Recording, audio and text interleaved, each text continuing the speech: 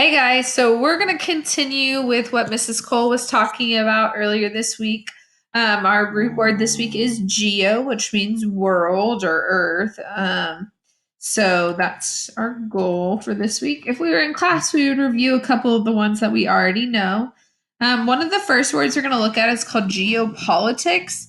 So if I broke that word up into chunks, I would know that geopolitics would mean geo meaning world and then politics meaning like the things that run our government. So the example that they have on here is the Chinese president versus the USA president. World politics, how they interact with each other. Another person that's a big part of geopolitics right now is Kim Jong Un, and they think that he had heart complications when he had surgery, so he's being talked about in the news a lot right now, also. So those are all different parts of geopolitics. Our next word is geoeconomics, so we're going to watch this video about geoeconomics. The relationship between the United States and Germany is a critical one. Now, in a time where we're beginning to see crises emerge, where we find the interconnectedness between economies more important than ever, it's important the United States have a very strong relationship with the economic power of Europe, Germany itself.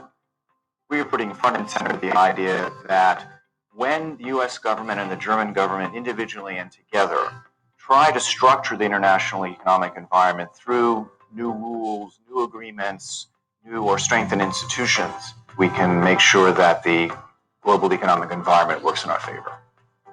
With its program on workforce development, AICGS brings together policymakers, practitioners, business leaders, as well as scholars to see how Germany and the US at the local, state, and federal level can develop policies to build a strong and high-skilled labor force. AICGS has found a way to incorporate research projects that are looking at the bigger pictures, energy, climate, financial, trade issues, so that every aspect of the relationship is understood.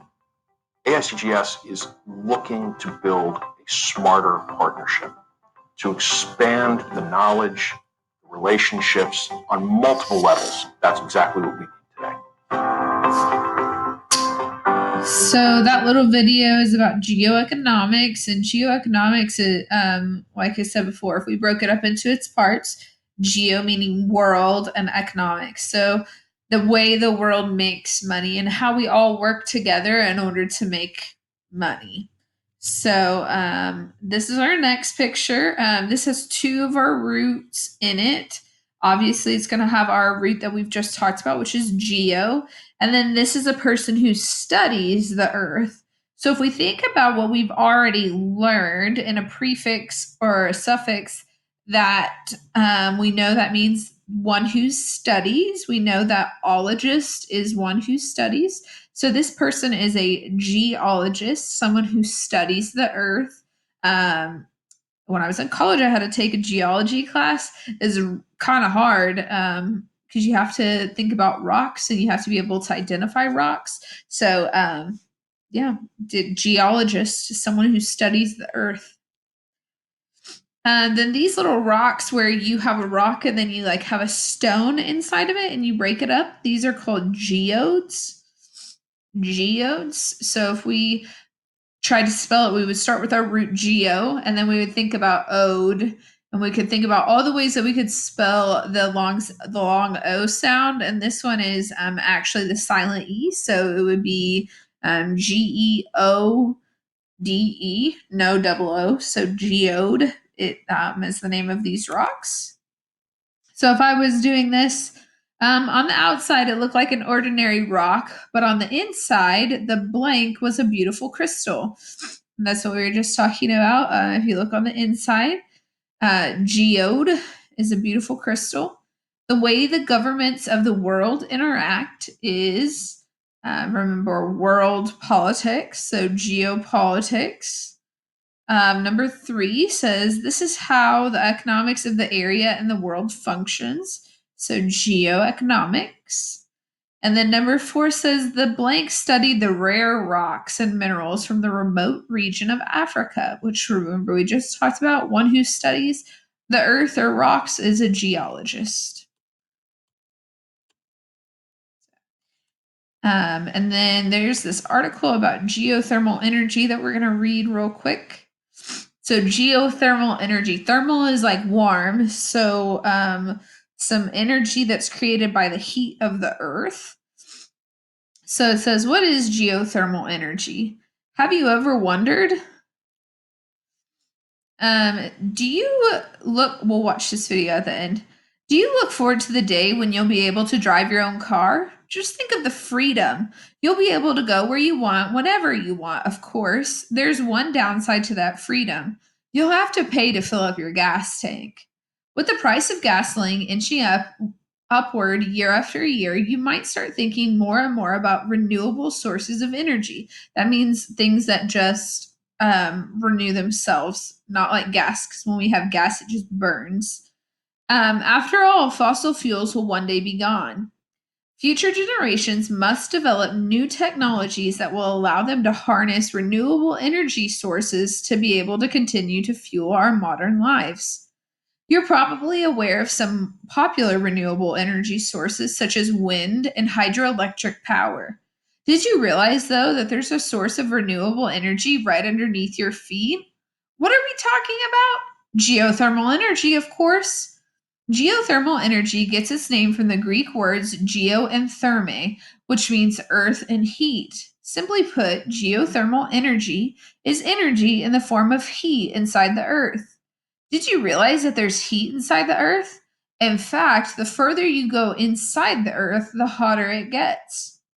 Earth's inner core can reach temperatures approaching 10,800 degrees Fahrenheit. That's about the same temperature as the surface of the sun. Between the inner core and the surface of the earth, there are thousands of miles of countless layers of superheated substances, including molten rock, water, and steam.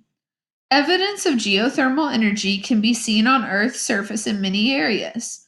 Volcanoes that spew lava, geysers that shoot steam and hot water into the sky, and hot springs that offer a soothing soak are all examples of the heat inside the Earth rising to its surface. So we have hot springs in Arkansas, in Hot Springs, Arkansas. So you can go there and they have like warm baths in water. So if you've ever been to hot springs, you might have had some geothermal energy. Some of the heat within the earth is a remnant of the events that formed the earth over 4 billion years ago. The remainder of the heat comes from the constant decay of radioactive elements deep inside the earth. Those who research and develop geothermal energy seek to tap these resources of heat inside the earth to both heat homes directly and generate electricity. Since the inside of the earth keeps producing heat, geothermal energy is a renewable energy source that can be relied upon for the foreseeable future. In areas with hot springs or geothermal reservoirs near the surface, hot water can be pumped directly to homes and businesses to heat them.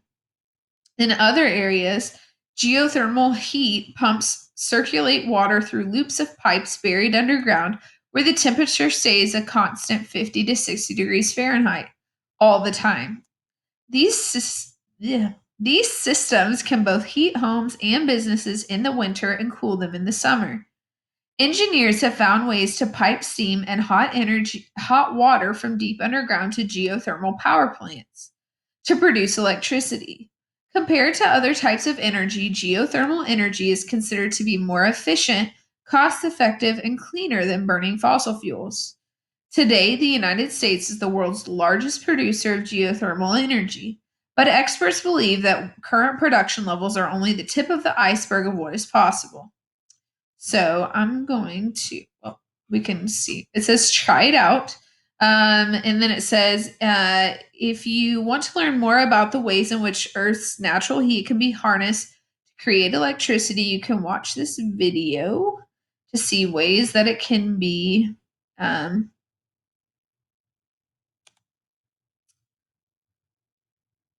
geothermal energy can be harnessed. It's a little loud.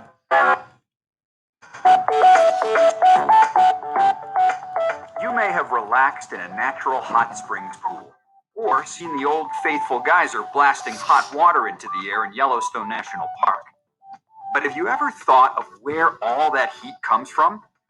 Well, it comes from deep beneath the surface of the Earth, and it's called geothermal energy. And we can use it to generate clean, renewable electricity.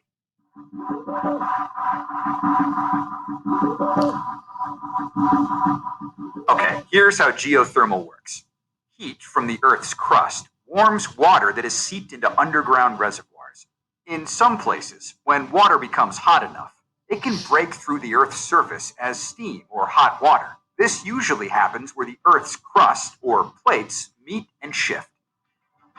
In the past, taking advantage of geothermal energy was limited to areas where hot water flowed near the surface.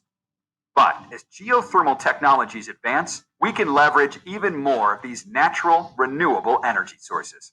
So loud. Engineers have developed a few different ways to produce power from geothermal wells drilled into the ground.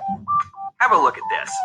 It's a dry steam geothermal power plant, and it's the most common type of geothermal technology used today. Underground steam flows directly to a turbine to drive a generator that produces electricity. Pretty straightforward. Another geothermal technology is called a flash steam power plant. A pump pushes hot fluid into a tank at the surface, where it cools. As it cools, the fluid flashes, or quickly turns into vapor. The vapor then drives a turbine and powers a generator. A binary cycle plant works differently. It uses two types of fluid. Hot fluid from underground heats a second fluid, called a heat transfer fluid, in a giant heat exchanger. The second fluid has a much lower boiling point than the first fluid, and so it flashes into vapor at a lower temperature. When the second fluid flashes, it spins a turbine that drives a generator.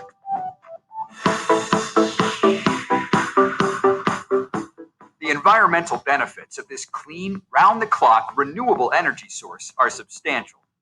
Low emissions, small physical footprint, and minimal environmental impact. The few byproducts that can come up are often re-injected underground. Geothermal energy can also help recycle wastewater. In California, wastewater from the city of Santa Rosa is injected into the ground to generate more geothermal energy. Some plants do produce solid waste, but that solid waste may contain minerals that we can remove and sell, which lowers the cost of this energy source. The U.S. Geological Survey estimates that untapped geothermal resources in the United States, if developed, could supply the equivalent of 10% of today's energy needs and cut our dependence on fossil fuels.